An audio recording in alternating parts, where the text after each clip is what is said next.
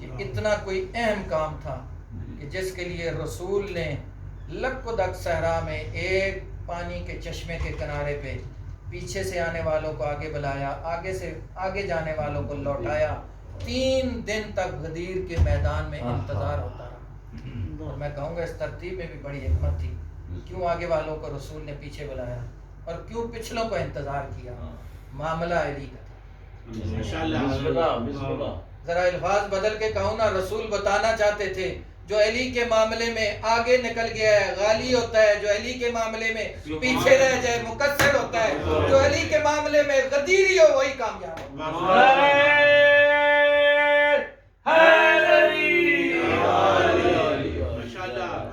علی کے معاملے میں نہ پیچھے رہ جانا، نہ علی سے آگے نکلنا۔ علی سے آگے بھی تباہ ہو گئے۔ خود مولا فرماتے ہیں 2 گروہ میری وجہ سے ہلاکت میں پڑیں گے، ایک وہ جس نے مجھ علی کو اللہ کے ساتھ ملا دیا، اور دوسرا وہ جس نے مجھ علی کو غیروں میں تلاش کرنا شروع۔ اگر آپ کی سماعت اجازت دیں تو ایک جملہ کہتے ہیں نا لوگ، علی ہمارے جیسے تھے، نبی ہمارے جیسے تھے۔ ذرا اٹھاؤ کتابیں فریقین کی، وہ جو مدینہ میں اخوت کا سیرے جاری ہوئے تھے، بچوں کو سکول کی کتابوں میں پڑھایا جاتا ہے، کیا قانون تھا اس کے لیے؟ ایک مکہ سے آنے والا بے سر و سامان تھا، مدینہ والے کے پاس گھر بھی تھا، روزگار بھی تھا، طے یہ پایا تھا ایک مکہ والا ایک مدینہ والے کا جس جیسا ہے اس کا بھائی بنایا جائے۔ یہ کلیہ تھا مواخات میں، جس کی عادتیں جس سے ملتی ہیں، جو جس جیسا ہے اس کا بھائی۔ لیکن شرط یہ تھی ایک مکہ کا ہوگا ایک مدینہ کا ہوگا۔ مجھے ذرا ساری کتابیں مسلمانوں کی نہیں غیر مسلموں کی بھی اٹھا کے دکھاؤ، شیعہ سنی کی بات نہیں ہے، چھوڑ دو، مجھے بتاؤ علی کہاں سے آیا تھا، نبی کہاں سے آیا تھا؟ دونوں آئے تھے مکہ سے، کلیہ یہ تھا ایک مکے والا ہوگا ایک مدینے والا ہوگا، ساروں کے بھائی بن چکے۔ علی نے مولا سے کہا مجھے آپ نے کسی کا بھائی نہیں بنایا، کائنات کا رسول ارشاد فرماتے ہوئے نظر آتا ہے علی تیرے جیسا کوئی ان میں ہوتا تو بھائی بناتا، دنیا میں بھی میرا بھائی ہے آخرت میں بھی میرا۔ سبحان اللہ، ماشاءاللہ۔ بار محمد و آل محمد بلند تر صلوات۔ اللہم صلی علی محمد و آل رائے خشودی سیدہ زہرا سلام اللہ علیہا بلند تر صلوات۔ اللہم صلی علی محمد و آل محمد۔ مجھے غدیر سے پہلے احد کا ایک واقعہ آپ کو سناتا چلوں۔ ماشاءاللہ۔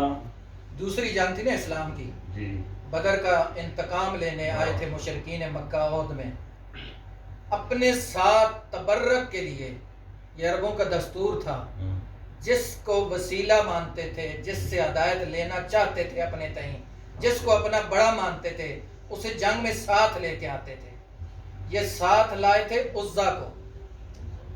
یہ اتنے بے اتفاقے تھے نا عرب، دوسرے کے بت کو پوجتے نہیں تھے، ہر قبیلے کا اپنا بت تھا، لیکن ان سارے چھوٹے چھوٹے بتوں کے 3 بڑے تھے۔ پتہ نہیں آپ کہاں بیٹھے، ماشاءاللہ۔ یہ جتنے چھوٹے چھوٹے تھے نا ان کے 3 بڑے تھے، لات، منات اور عزا، اور یہ عزا دونوں باقیوں کا بھی بزرگ تھا۔ وہ بزرگ کو ساتھ لے کے آئے تھے، عزا کو لائے تھے، اور آگے انہوں نے نعرہ بلند کیا تھا احد کے میدان میں، نحنو لنا عزا ولا عزا لکم، او مسلمانوں رسول کا کلمہ پڑھنے والوں، ہمارے ساتھ تمہارا عزا ہے، تمہارے پاس عزا ہی نہیں ہے، جیتو گے کیسے؟ اب نبی نے کہا نا ذرا ان کا جواب دو۔ میدانوں میں رجز پڑے جاتے تھے، جن کی پیشانیاں 40 سال عزا کے سامنے جھکتی رہی ہوں، انہوں نے خاک جواب دینا تھا۔ عزا تو بڑا رہا تھا نا، سب کا ہی بڑا رہا تھا وہاں۔ جب کئی مرتبہ یہ پکارا گیا نحنو لنا عزا ولا عزا لکم، علی کو مولا نے ارشاد فرمایا، نبی نے، جو علی تم ان کا جواب دو۔ اب وہ علی جس کی پیشانی کبھی عزا کے سامنے نہیں جھکی، آئے میدان میں ایک مرتبہ کہا پھر رئیس پڑھو، انہوں نے کہا نحنو لنا عزا ولا عزا لکم، ایک مرتبہ میرا مولا۔ نبی نے کہا تھا جو جواب دو، یہ نہیں کہا تھا کیا جواب دو۔ علی مولا کہتے ہیں اللہ مولانا ولا مولا لکم، اللہ ہمارا مولا ہے، تمہارا تو مولا ہی کوئی نہیں ہے۔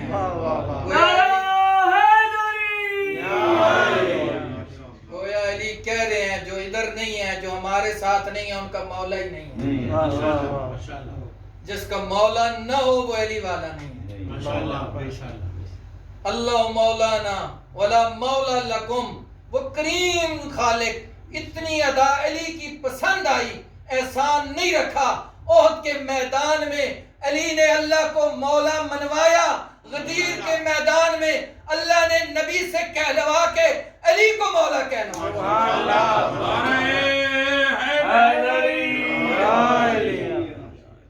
اصحاب پیمبر کہتے ہیں، اور یہ شیعہ سنی دونوں کی روایات ہیں، جب محفل میں نئے آنے والے مسلمان ہوتے تھے نا، اور ہم جاننا چاہتے تھے کہ کون دل سے اسلام کو قبول کر کے ہے، کون حکومت محمد کی لالچ میں ہے، منافق ہے، مومن اور منافق کی پہچان کرنا چاہتے تھے، تو محفل میں ہم علی کا ذکر چھیڑتے تھے، سبحان اللہ، جن کے چہرے کھل جاتے تھے، ہم سمجھ جاتے تھے دل سے اسلام قبول کر کے مومن ہو کے آئے ہیں، جن کے چہروں پہ پھٹکار نظر آتی تھی، سمجھ جاتے تھے منافق۔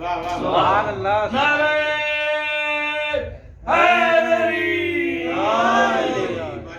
ماشاءاللہ مشیر محمد وآل محمد بلند تر صلوات۔ اللہم صلی علی محمد وآل اور آج بھی یہ بڑی بحثیں چلتی ہیں کہ مولا کا معنی کیا ہے۔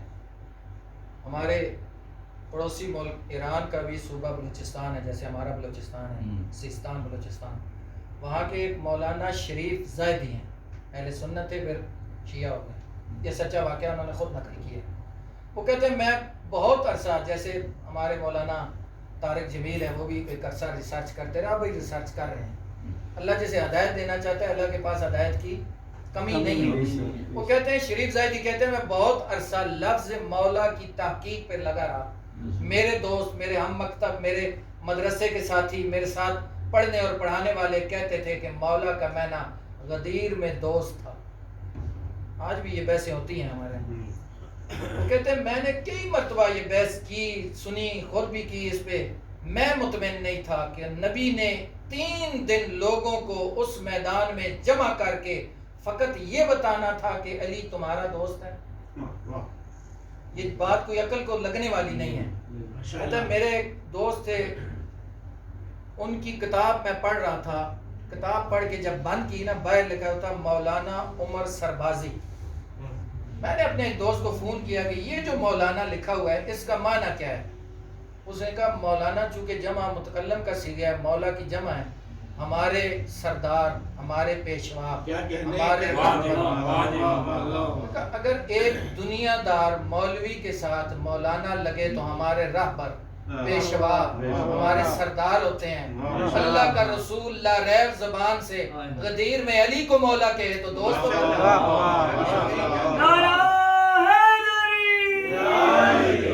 کہتے میں نے اپنے دوست کو گھر دعوت پہ بلایا اور سارا دن اس کے ساتھ اسی نقطے پہ بحث رہی۔ میں نے اسے لاکھ دلیلیں دی، اس کے پاس رد نہیں تھا، لیکن مانا نہیں۔ آج بھی پاکستان میں بہت ساروں کے پاس رد نہیں ہوتا، جواب تکفیر ہوتا ہے، تذلیل ہوتا ہے، توہین ہوتا ہے، چونکہ دلیل سے دلیل کا رد نہیں ہوتا۔ کہتا ہے سارا دن بحث رہی نا، جب جانے کا وقت ہوا، اچھی گاڑی میں آیا تھا، سیرا کا، چونکہ سیستان جنہوں نے دیکھا ہے سیرائی سفر ہے، اچھی گاڑی میں آیا تھا، میرے گھر سے نکلا تو 1 گھنٹے بعد میں نے اسے کال کی کہ واپس آ جاؤ، کچھ کام ہے۔ کہتا ہے مجھے بتا دو، میرے بچے انتظار کر رہے ہیں۔ میں نے کہا نہیں آؤ گے تو بتاؤں گا۔ اس نے کہا فون پہ بتا دو۔ جب کافی بحث و تمیز ہوئی اس کے بعد وہ واپس آیا، 1 گھنٹہ جانے میں لگا تھا، 1 گھنٹہ اے سی والی گاڑی میں واپس آیا، دروازے پہ پہنچا، میں باہر نکلا، میں نے کہا تمہیں بتانا تھا کہ میں تمہیں دوست رکھتا ہوں۔ اس نے کہا عجیب بیوقوف شخص ہو، یہ بتانے کے لیے کہ تم مجھے دوست رکھتے ہو، 1 گھنٹہ کا سفر میں کر کے گیا تھا، 1 گھنٹہ واپس آیا۔ میں نے کہا میں بیوقوف ہوں یا تم بیوقوف ہو؟ اے سی والی گاڑی میں 2 گھنٹے کا سفر کرو تو تمہیں توہین لگے، تمہیں مشکل لگے؟ نبی 3 دن اونٹوں اور پیدل اور گھوڑوں اور خچروں پہ سفر کرنے والوں کو پیچھے بلائیں، وہاں علی کا ہاتھ پکڑ کے کہیں دوست، تو تمہیں عجیب نہیں لگتا؟ میں اگر ایک جملہ کہوں تو بے جا نہیں ہوگا، وہ جن کے لیے اللہ رحیم ہے نا، انہیں اللہ نے علی مولا کا مطلب سید و سردار بتایا ہے، ماشاءاللہ۔ جن کے لیے رحمان ہے انہیں اللہ نے علی مولا کا مطلب دوست سمجھا ہے۔ نعرہ حیدری کیا کہنے کیا کہنے وہ رحمان و رحیم ہے، یہ ابس نہیں استعمال ہوا، لیکن سب کے لیے رحمان ضرور ہے۔